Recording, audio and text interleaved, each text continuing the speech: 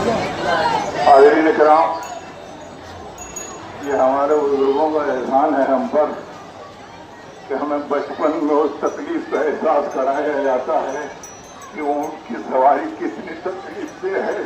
یہ بچے جو اونٹوں پہ بیٹھے ہیں، یہ امام حسین جو ان بچوں کی یاد میں ہیں، جو بے قیامہ اونٹوں پر بٹھا کے کربلا سے شام لے جائے گئے، اور جن کی قبر راستے میں جن لوگوں نے زیارات کی ہیں، انہوں نے دیکھا ہے کہ جب قافلے کو دوڑایا جاتا تھا تو چھوٹے چھوٹے بچے راستے میں گر جایا کرتے تھے، مائیں تڑپتی رہتی تھی، لیکن بچوں کو اٹھانے کی اجازت نہیں ملتی تھی، اور وہ قبر راستے میں آج بھی موجود ہے۔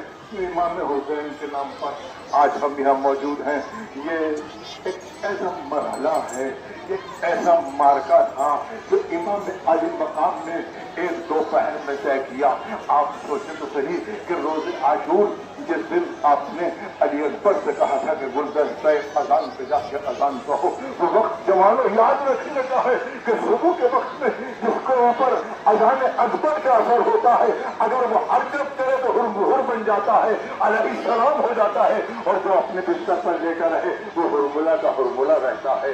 امام علی مقام تقدیر بدلنے کے لیے آئے تھے۔ امام علی مقام نے اپنی قربانی اس لیے پیش کی تاکہ انسان جاگ جائے، انسان آزاد ہو جائے۔ انسان کو اللہ نے آزاد پیدا کیا ہے، وہ کسی کی غلامی قبول نہ کرے۔ نسیم امروہی صاحب نے کہا تھا کہ سوتے ہوئے کو خون چھڑک کر جگا دیا اور جاگے ہوئے کو پاک پہ مرنا سکھا دیا۔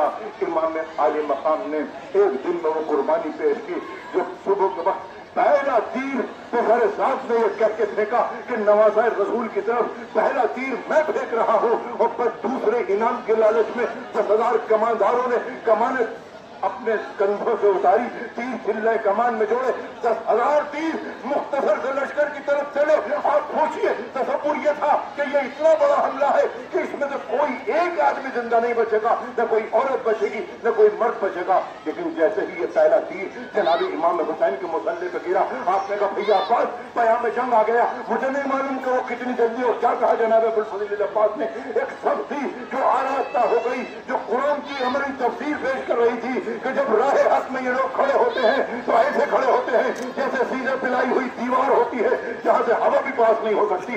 یہی ہوا کہ 10,000 تیروں میں سے ایک تیر بھی خیمہ حسین تک نہیں جا سکا۔ ہم نے دیکھا، دنیا حیران تھی، فوجیں پریشان تھی۔ اس کے بعد اتنا شدید حملہ جناب ابوالفضل عباس نے اپنے بھوکے پیاسوں سے کروایا کہ یزیدی لشکر کی سبیں درم برم ہو گئی۔ یزیدی لوگ پریشان ہو گئے کہ اب کیا ہوگا۔ ان بھوکے پیاسوں نے اتنا شدید حملہ کر دیا، اور ساری